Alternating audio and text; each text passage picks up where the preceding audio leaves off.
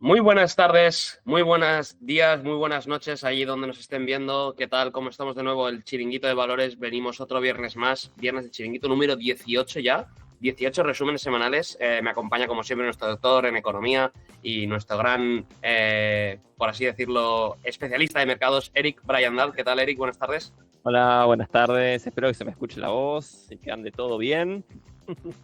Todo funciona bien. Cada vez ya se me hace más complicado buscar nuevos nombres y buscar nuevos adjetivos para Eric.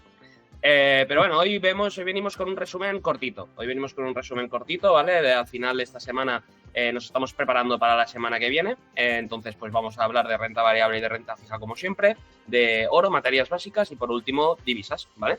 Entonces, en cuanto a la semana, pues nosotros veíamos que esta semana iniciábamos la semana pasada una semana tranquila hasta el jueves o el viernes, que es como comentábamos este lunes. Aprovechamos para recordar que todos los lunes a las 10 de la noche hacemos el chiringuito de acciones en donde tratamos exclusivamente stocks. Por un lado, los stocks más calientes dentro del mercado y por otro, aquellos que nos pedís por las diferentes redes sociales. Y también aprovechamos para mandar un recordatorio de que nos sigáis en nuestras diferentes redes, ya sea YouTube, LinkedIn o TradingView, para hacernos llegar esas consultas que queráis, de esas acciones que queráis que analicemos. Entonces, esta semana, lunes, lo que veíamos eran los datos de ventas minoristas en China y el PIB trimestral, ¿vale? Hubo actualización de datos en cuanto al 3,1 y el 3,3 versus el estimado, y en cuanto a PIB, el 6,3 versus el 7,3, una desaceleración china importante que ha marcado el rumbo de la semana. El martes tendríamos los datos de ventas minoristas de Estados Unidos y la actividad empresarial de la FED en Nueva York. Luego el miércoles salía el dato preliminar de los permisos de construcción y construcción de nuevas viviendas en Estados Unidos. Recordemos que es un indicador importante para ver el consumo y en dónde está la economía, así como los IPC de la eurozona y del Reino Unido, que salía este miércoles.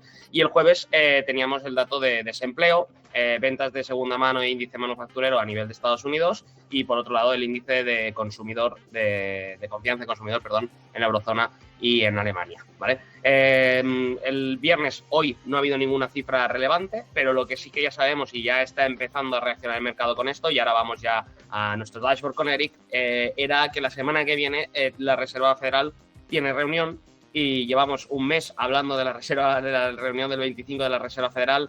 Eric, ¿qué empiezan a ver, qué empiezan a escotar los mercados, cómo se han movido y cómo nos preparamos para esta gran semana de la semana que viene de verano?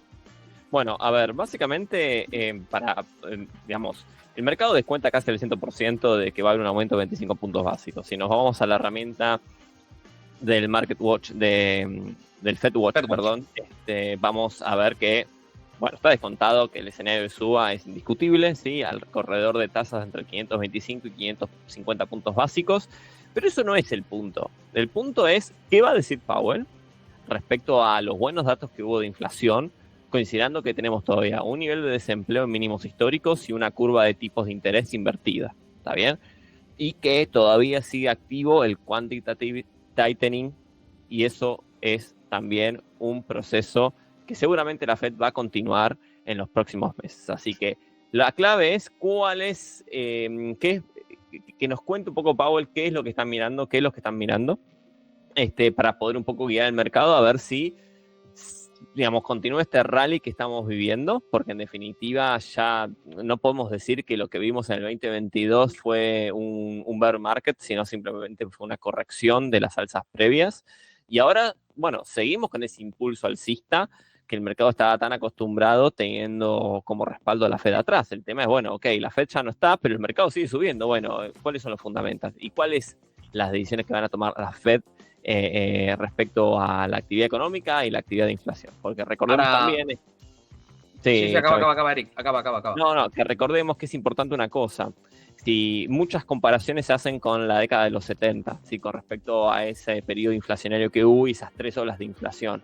Mucho de lo que está haciendo la Fed es tratar de que no pase lo mismo, o sea, de que una vez que bajó la inflación, se confíen, bajan la intensidad de restricciones y nuevamente surja otra vez la inflación. El gran tema es que comparar esa época con la época que tenemos actual es que estamos en mundos totalmente distintos. En los 70 salíamos del patrón oro, ¿está bien? ¿Se acuerdan de que estaba fijado el valor del oro en una cantidad de dólares determinada? Se hace esa gran devaluación que activa Estados Unidos y los precios empiezan a disparar, se pierde esa ancla que se tenía con el oro. Entonces, bueno, empieza a iniciarse todo un gran proceso inflacionario en distintas olas, pero ahora esta inflación viene por un lado la pandemia, los cuellos de botella, la gran capacidad de consumo de los hogares, el producto de los estímulos monetarios y los estímulos fiscales, y después gasto público mansalva. Claro, por eso, estímulo fiscal y todos unos 10, 12 años de quantitative easing que realmente nunca se había visto antes. Entonces, realmente son dos escenarios completamente distintos para una comparación directa, ¿está bien? Pero por ahora es lo que está viendo la Fed.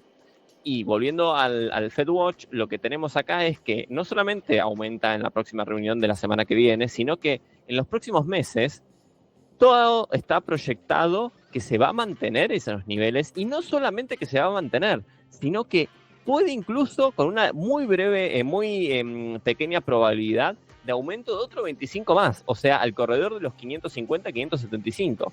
Si vemos en noviembre... Sí. Y eso que veíamos que la semana pasada el asesor de la Fed más hawkish de todos marchaba de la Fed. Exacto, pero entonces digamos que el mercado sigue descontando que va a haber otro aumento más de tasas, además del quantitative tightening, ¿sí? Entonces, digamos, el mercado indiscutiblemente ha recuperado mucho terreno desde el comienzo de año, eso no se puede discutir, no vayas en contra del mercado, pero realmente hay muchas variables que todavía muestran como estas divergencias en ese sentido, ¿no? Entonces, la pregunta es, ¿cómo va a ajustar esto? ¿Se ajusta? Claro. ¿De qué manera? ¿Está bien? También, por otro lado... Si te parece, Eric, porque al final una de las grandes cuestiones de la renta fija en nuestro dashboard lo tenemos contemplado. Siempre empezamos nuestro análisis de dashboard y de intermarkets y top-down, que recordamos para aquellas personas que nos vean por primera vez, que es la técnica de toma de decisiones que hacemos en el chiringuito para nuestros clientes a nivel profesional, pero también para nosotros para tomar decisiones de inversión, que empieza por saber en qué activo invertir. En este caso, Eric, lo tenemos separado en diferentes asset class. Vamos a ir a renta variable y ahora cuando lleguemos a la renta fija continuamos con este punto porque lo tenemos ya aquí al lado. Sí, efectivamente. Como siempre hacemos con el análisis, y quería hacer una mención simplemente antes de entrar al dashboard de intermercados, al dashboard que tenemos de rebasement, donde tenemos un comparativo desde comienzo de año a la fecha de todos los sectores de Estados Unidos, y un poco lo que se está barajando ahora es que en este segundo semestre puede haber una rotación de activos desde lo que fueron los sectores claramente ganadores del primer semestre a los sectores que quedaron rezagados en este segundo semestre, ¿sí? Así que puede que haya esa rotación, ¿sí? Desde servicios de consumo servicio de comunicación o consumo discrecional hacia sectores como pueden ser las financieras, que por ahora los bancos están mostrando cierta resiliencia, como también las energías, y evidentemente no hay un escenario de recesión y sí hay un escenario de soft landing. Así que eso también es un punto a empezar a evaluar, a analizar, ¿está bien? Pero vayamos directamente a nuestro dashboard. Tenemos arriba a la izquierda al S&P 500, y es muy simple. Tenemos el objetivo, digamos, de la simetría en los 4.468, que lo superó con creces luego de tener este buen dato de inflación de la semana pasada, que activó el mercado obviamente al alza con la esperanza de que bajen los tipos de interés eventualmente, aunque como lo verificamos acá, todavía el mercado no lo está haciendo. No tiene ganas, no. No, pero es curioso, ¿no? Porque por el lado de los futuros de la Fed no se está descontando una baja de tipos de interés, pero el mercado en sí está trabajando en función de esa hipótesis, ¿está bien? Por eso está continuando al alza el mercado, y el próximo nivel de resistencia estática está en los 4.631 puntos, que fue el máximo de la onda 2OB, ¿sí? Cuando hizo este movimiento inicial, esto era un pivot relevante. Por ende, los 4.631 puntos va a ser claramente una zona de resistencia. Si analizamos lo mismo, pero con el Nasdaq en su momento, cuando estaba en este pivot también, que era la 2OB del movimiento bajista previo, en los 15.200, 15.300 puntos, nuestra idea y este estancamiento de acá era que, bueno, empiece un ajuste en Nasdaq como para luego retomar el alza. Bueno, pero con la buena noticia de la semana pasada continuó, y es la vela que vemos de la semana anterior, muy alcista, aunque viene respetando muy bien el canal alcista, ¿sí? Tanto el techo como el piso, ¿sí? Acá tenemos la zona de soporte alcista, la zona de resistencia alcista dentro de este canal, la viene respetando bastante bien, así que nos sirve como un punto de referencia. Si lo vemos en términos diarios, nosotros teníamos, voy a poner acá un poquito, nosotros teníamos claramente una zona de resistencia aquí, ¿sí? que se liberó con el dato de inflación, ¿sí? Y de desempleo brutal, pero principalmente el de inflación, que ha sido muy bueno. Acá la pregunta es, este movimiento viene bastante estirado, respetando el canal alcista, por ende no sería malo, máxime en una zona entrando en verano, en vacaciones principalmente, que haga un ajuste para luego continuar. ¿Este ajuste lo esperaba antes? Sí, lo esperaba antes, no se dio y este dato de inflación permitió su continuación. Pero desde mi perspectiva es más un ajuste que una continuación. Y otra cosa importante que ya habíamos comentado en alguna otra ocasión, Eric, a tener en cuenta que con subidas de tipos de interés, las empresas tecnológicas son empresas muchas que se basan en crecimiento a largo plazo y por lo tanto utilizan deuda, y con las subidas de tipos es algo que no suele favorecer a las tecnológicas. Sí, pero bueno, sabemos que las tecnológicas muchas son las hiper contra grandes. Las 4, sí. Sí, 4, 5, 6, 7. O sea, el pequeño grupo que, digamos, nadan en cash, básicamente, así que mucho ese factor no les va a molestar, realmente. Hacemos a nivel europeo, Eric, ¿cómo lo vemos? Porque en Europa ya llevamos en ese rango y estamos como cogidos ahí, ¿no? Sigue estando estancado acá, básicamente. Así que por eso no invita a, digamos, a seguir comprando, porque si con todo el empuje que tuvo, los buenos datos de inflación y todo, sigue estando acá, y bueno, pero ¿cuánto más le tenemos que pedir para que siga empujando? Está difícil. Por eso nuestra postura es, todavía la esperamos de afuera, que haga un buen ajuste, por lo menos a la media móvil, para evaluar la entrada a este mercado, más que papel. Luego tenemos en mercado de renta fija, obviamente, la gran baja que tuvo a partir de datos de inflación, ¿sí? De lo que es la TNX, la Treasury Note de 10 años, luego de haber alcanzado los 4 como máximo, casi los 4,10% de tasa interna de retorno. Por ahora ajustó, pero de vuelta, sigue estando en su tendencia alcista.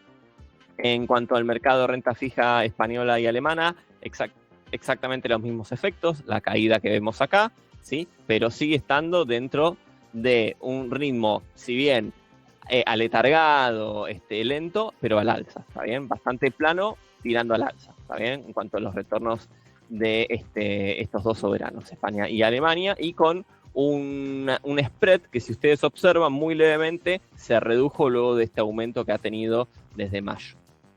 Si vemos el oro también, luego de la recuperación que tuvo a partir de esta baja de inflación y esta pérdida del dólar index, que lo vamos a ver a continuación, de valorización, obviamente el oro empezó a recuperar un poquito de terreno tras haber alcanzado nuestro primer target. Lamentablemente ¿Estás por ahí, Xavi? Sí, por supuesto. Pues no puedo ver y tuve problema de luz, entonces no sé si... No te preocupes.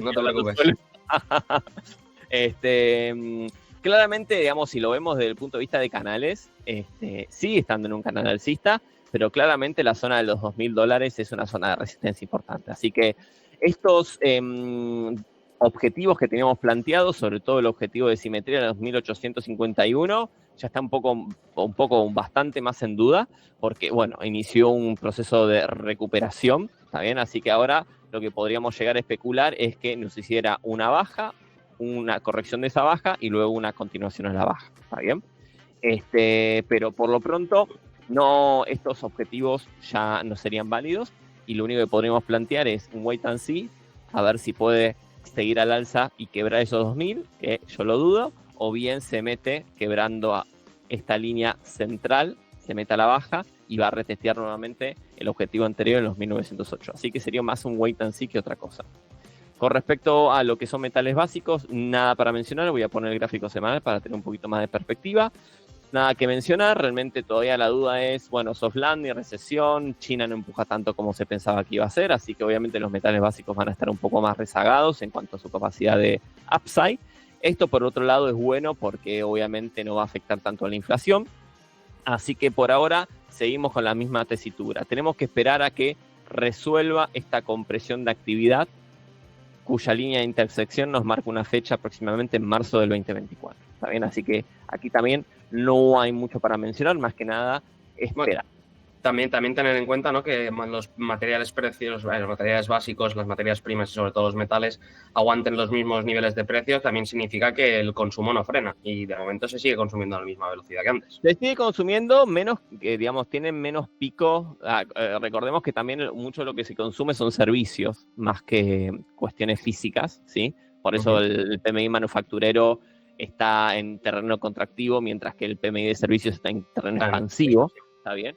Tenemos una China que tampoco está tan para el labor de las inversiones, sino para estimular más un mercado interno de consumo. Así que un poco el tema de digamos, estas variables afectan un poco al empuje de los materiales básicos, ¿sí? Por eso no está mostrando una capacidad de recuperación de precios. Y de hecho yo lo veo más bien intentando testear ese piso que tenemos acá, ¿bien? Para ir a buscar, si lo quiebra, valores inferiores, ¿sí? Lo cual obviamente sería más compatible con un terreno de recesión, ¿no? De recesión o de caída bastante profunda de la actividad económica. Dólar index. Y en cuanto a divisas, dólar index a la baja, testió los 100 puntos, que es un dato que estábamos esperando, y obviamente se aceleró tras el dato de inflación, ¿sí? Lo vemos una baja bastante importante. Así que dicho esto, básicamente, en tanto y en cuanto no quiero ir los 100, va a poder mantenerse dentro de este rango, entre los 103 y los 100 puntos, aunque yo creo que esta línea de resistencia dinámica bajista está bastante validada, así que creo que si sigue comprimiendo y se sigue esperando de que, bueno, obviamente vamos a tener que escuchar lo que diga Powell la semana que viene, ¿no? Pero si el mercado dice, bueno, ok, eventualmente van a tener que bajar los tipos de interés, bueno, el dólar index no se va a ver favorecido. Y con su contraparte, el euro, obviamente recuperó terreno, cumplió todos los objetivos que teníamos planteados en grado menor, y en grado mayor todavía nos queda pendiente los 1,15 casi, 1,14,5, 1,15 como para redondear, ¿está bien? Y el de simetría en los 1,20. Así que euro alcista. Una pregunta, Eric. Este cambio, o bueno, esta probabilidad, esta subida que vamos a ver seguramente la semana que viene a nivel de Fed, muchas veces nos preguntan, oye, la relación entre esas subidas y la variación entre los diferentes, ¿no?, el euro-dólar, la paridad que hay entre esas dos monedas, ¿crees que estas subidas son más para controlar la inflación o es porque han visto que ya habían conseguido llevar al dólar a un terreno muy favorable para Estados Unidos y han visto que lo están perdiendo? ¿Crees que tiene que ver o no crees que haya ningún tipo de relación? El driver principal es la inflación. Acá porque en definitiva el objetivo de la Reserva Federal no es valorizar el dólar, sino es controlar la inflación, pura inflación. Claro, exacto. Entonces, las consecuencias que eso tenga sobre las monedas, bueno, es lo que hemos visto. Básicamente, que el dólar se haya revalorizado al principio del 2022 fue por una expectativa y una reacción muy agresiva también, ¿no? ¿Cómo? Digo, expectativa acompañada de una realidad, de una reacción muy fuerte por parte de la Fed. Exacto, donde empezó a aumentar los tipos de interés mucho más rápido que el resto de los bancos centrales, lo cual obviamente favorece al dólar. Y máxime si la contraparte más importante del dólar index es el euro dólar, el euro y el Banco Central Europeo reaccionó muy tarde. Claro. Entonces, al estar tan rezagado, uno de los inconvenientes era que obviamente los capitales iban a buscar mayor tasa. ¿Sí? Y en definitiva eso permitió que se revalorizara el dólar y que el euro perdiera. Además que también en la misma época teníamos el problema de Ucrania, ¿sí? Entonces, un factor geopolítico como el de la guerra en el territorio y el hecho de que el Banco Central Europeo haya reaccionado tan tarde, obviamente hizo que esto cayera estrepitosamente, ¿está bien? Y aparte ya venía en una tendencia, digamos, no una tendencia. Claro, venía ya en niveles de 1,20, 1,22, y bajando, está bien, en todo lo que fue el 2021, y después ya con la situación de diciembre del 2021 y enero del 2022 ya se terminó de desarmar completamente. Si no, no hubiera quebrado los 1,06 que eran los mínimos de pandemia. ¿Sí? Se hubiera estancado acá, pero bueno, todas esas presiones y ese rezago del Banco Central Europeo permitió esto, básicamente. Así que dicho esto, de vuelta, repasamos de fondo, tenemos un euro dólar alcista, un dólar index bajista, aunque en un terreno de soporte que son los 100 puntos. Tenemos un metales básico que todavía tiene que definir. ¿Un rango? Un oro que nos estaría dejando una semana con debilidad al alza. Tenemos que ver si es que alcanza los 2000, es un nivel como para luego terminar esa leve corrección, es decir, hacer un ABC corto, una corrección de toda esta baja inicial y luego una continuación a la baja. ¿Sí? Tenemos que, es más una posición de espera, porque también tenemos estos canales alcistas replicados que nos invitarían a pensar una continuación al alza, aunque digamos que como reserva de valor, refugio de inflación y demás, no ha estado funcionando muy bien, que digamos, en los últimos meses el oro. Así que puede ser un punto de que si el mercado se pone nervioso que empiece a subir el oro, puede ser, está bien, puede ser. Pero también hay otras alternativas como instrumentos de renta fija, está bien, que por ahora en el frente europeo nos está rindiendo España los 3,46 a 10 años y Alemania un 2,43 en euros, obviamente. Y por el lado del dólar está rindiendo unos 3,8 a 10 años, lo cual es bastante atractivo. Y por último, en cuanto a renta variable europea, cuanto al Eurostock 50, seguimos esperando en un rango, seguimos desde abril en el mismo nivel, desde abril. Y en cuanto a Nasdaq, si bien siguió subiendo, como el Standard & Poor's y demás, realmente, dado que estamos en verano y demás, puede llegar a haber una rotación de activos, ¿sí? Por un lado, y por otro un ajuste, porque desde los fundamentals están bastante elevados el price earnings ratio, por ejemplo, y estamos en temporada de earnings, ¿sí? Así que esos earnings se tienen que convalidar con lo que se esperaba que se alcanzara. Así que, nada, yo desde mi perspectiva es más bien, si hay posiciones activas, reducir riesgo, exposición y esperar niveles mejores para volver a rentrar. Así que dicho todo esto... Esta es una de las cosas que comentábamos en nuestra especial de nuestra especial edición del Chiringuito en verano, que al final pues es una época concreta del verano y con su casuística propia. Aquí tenemos pues un poco el consejo de lo que estamos haciendo a día de hoy y lo que hemos visto en el mercado. Eric, no sé si tienes algún puntito más o algo más que añadir. Esta semana ha sido una semana tranquila en el fondo. Sí, no, yo creo que en realidad es eso, más que nada, empezar a reducir un poco de riesgo, esperar que pase el verano y evaluar, potenciar rotación de activos. Perfecto, pues bueno, con dicho esto, agradeceros mucho. Dentro de nada tendréis noticias nuevas que para nosotros, pues bueno, nos hará muchísima ilusión poder distribuir. No vamos a decir nada hasta que lo tengamos todo bien cerrado, pero bueno, tiene muy buena pinta. Agradeceros el apoyo que estamos recibiendo, los comentarios y el feedback, sobre todo a través de LinkedIn, que nos viene muy bien para pues, saber qué es lo que buscáis, qué es lo que queréis, dónde queréis que nosotros cambiemos o qué queréis que hagamos. Podéis seguiros en el resto de nuestras redes. Nos vemos el lunes de la semana que viene, el lunes a las 10 de la noche. Ayer inaugurábamos por primera vez nuestro programa de geopolítica, al final es un programa que va a estar muy enfocado a lo que está pasando a nivel noticiero semanal, igual que hacemos aquí a nivel de mercados, pero con el mercado internacional y cómo afecta esa política internacional al comercio y por ende a las bolsas.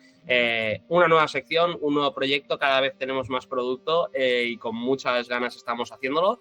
Entonces, desde ahora en adelante, todos los lunes a las 10 de la noche tenemos Chiringuito de Acciones, todos los jueves a las 10 de la noche tenemos el programa de geopolítica, todos los viernes a las 4 o 5, en función de cuando acabemos de trabajar, tenemos el resumen de mercados y, como siempre, el resumen mensual. Y de aquí poco, pues ya empezaréis a ver todas nuestras píldoras que están ya medio grabadas, medio editadas, preparadas para subir a YouTube. Así que podéis pasaros por ahí. Os agradecemos que nos hayáis acompañado un día más y nos vemos el lunes de la semana que viene. Buen fin de semana, Eric, y buen fin de semana a todo el mundo. Muchas gracias. Que vaya muy bien. Chao, chao, chao, chao.